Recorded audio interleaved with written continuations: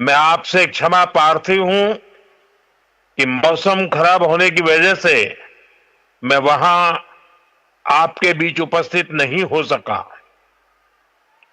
कोहरे की वजह से वहां हेलीकॉप्टर उतरने की स्थिति नहीं थी, इसलिए मैं आपको टेलीफोन के माध्यम से संबोधित कर যেখানে তিনি গিয়ে উঠতে পারেননি। আসলে বিধি বাম একটা কথা আছে, ভগবানের যদি কৃপা দৃষ্টি ঈশ্বরের না থাকে তাহলে বিধি বাম হলে আর যতই চেষ্টা করুন কিছু করা যাবে না। তিনি পৌঁছতে পারেননি,